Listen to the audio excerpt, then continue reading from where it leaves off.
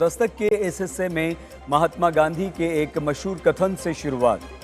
भविष्य इस बात पर निर्भर करता है कि आप आज क्या करते हैं, यानी आज बनाई गई रणनीति से ही भविष्य के लिए सफलता के द्वार खोले जा सकते हैं। सफलता के उसी द्वार को खोलने के लिए गुजरात में कांग्रेस का राष्ट्रीय अधिवेशन चल रहा है। गुजरात में राष्ट्रीय अधिवेशन के पीछे कांग्रेस की राजनीति भी है और विरासत को जोड़ने की नीति भी। अब सवाल यहां पर यही है कि नेहरू और सरदार पटेल की विरासत और चुनावी राजनीति के बीच क्या राहुल गांधी गुजरात में मोदी मॉडल को भेद पाएंगे? क्या गुजरात से निकला संदेश इतना बड़ा होगा कि 2027 और 2029 में मोदी के गढ़ में कांग्रेस मोदी को चुनौती दे पाएगी? क्या महात्मा गांधी और सरदार पटेल के कर्म भूमि पर हुए मंथन से कांग्रेस को राजनीतिक संजीवनी मिलेगी?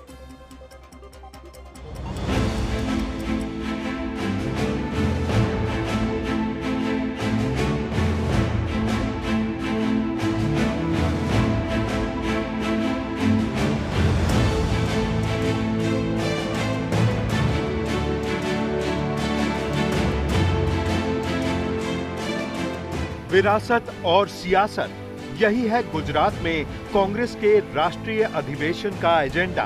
विरासत गांधी, नेहरू और पटेल की, सियासत अपने सबसे ताकतवर प्रतिद्वंदी यानी मोदी से निपटने की।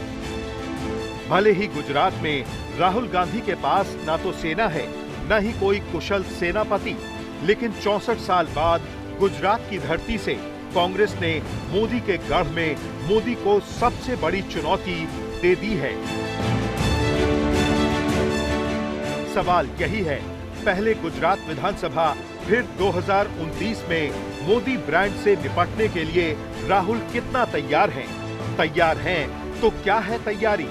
इसे समझने से पहले बीते कुछ महीनों में गुजरात को लेकर राहुल की टिप्पणियों को सुनिए। आपको गुजरात में हराएंगे इस बार। आप लिख के ले लो, आपको ऑपोजिशन इंडिया गठबंधन गुजरात में हराने जा रहा है।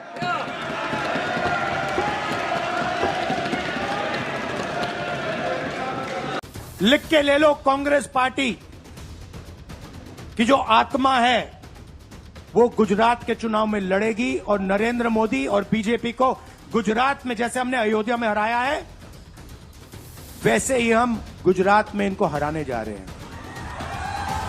कौन हराएगा?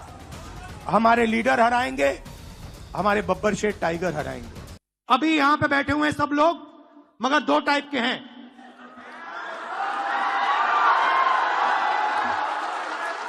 एक है जो जनता के साथ खड़ा है, जो जनता के लिए लड़ता है, जो जनता की इज्जत करता है और जिसके दिल में कांग्रेस पार्टी की विचारधारा है।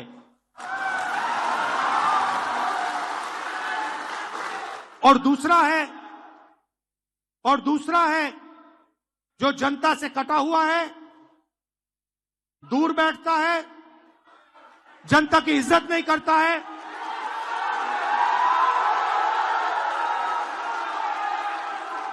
और उसमें से आधे बीजेपी से मिले हैं। राष्ट्रीय अधिवेशन से पहले राहुल गांधी ने गुजरात की जनता को संदेश दिया। गुजरात में कांग्रेस के संगठन को बड़ा और कड़ा संदेश दिया, यानी किसी योद्धा की तरह बड़ी लड़ाई से पहले जनता के विश्वास और संगठन में बड़े बदलाव का इशारा कर दिया। क्योंकि राहुल गांधी को पता है मोदी के गढ़ में मोदी को चुनौती देना इतना आसान नहीं है, क्योंकि बीजेपी ने 2022 विधानसभा चुनाव में 156 सीटें जीतकर नया रिकॉर्ड बनाया और कांग्रेस ने सबसे कम 17 सीटें जीतने का रिकॉर्ड बनाया। यानी गुजरात में बीजेपी बहुत ताकतवर है और कांग्रेस हाशिए पर है। लेकिन राहुल गांधी की उम्मीद 2024 लोकसभा चुनाव में गुजरात में मोदी मॉडल में लगी सेंध है। 2014 और 2019 में बीजेपी ने 26 में से 26 सीटें जीती, लेकिन 2024 में 10 साल बाद कांग्रेस का खाता खुल गया। यानी गुजरात में कुछ भी असंभव नहीं। ये कैसे होगा, इसका फॉर्मूला भी राहुल के पास है। जब तक हमने इन दो को क्लियरली अलग नहीं किया, तब तक गुजरात की जनता हम में बिलीव नहीं कर सकती है। गुजरात को विजन देंगे और फिर चुनाव पूरा दम लगा के लड़ेंगे और यहां इनकी जो सरकार है उसको तोड़ के हटप्परे कर देंगे। राहुल की उम्मीद के पीछे 2017 विधानसभा के चुनाव भी हैं, जिस चुनाव में कांग्रेस सत्ता में आते आते रह गई थी। यही वजह है 2027 से पहले कांग्रेस गुजरात की धरती से बड़ा संदेश दे रही है। कल जो दो प्रस्ताव पर चर्चा होने वाले हैं, एक राष्ट्रीय मुद्दों पर और दूसरा गुजरात को लेकर जो राजनीतिक स्थिति है उस विषय पर एक प्रस्ताव, दोनों प्रस्तावों पर यहाँ चर्चा हुई, वो पारित भी हुआ और कल उस पर विस्तार से एआईसीसी में बहस होगी और उसके बाद वो भी पारित होगी। कांग्रेस के राष्ट्रीय अधिवेशन में भविष्य की दिशा और दशा तय होगी। सरल शब्दों में समझें तो संगठन में फेरबदल, कर्मठ कार्यकर्ताओं की पहचान और पार्टी की विरासत को जोड़े रखना।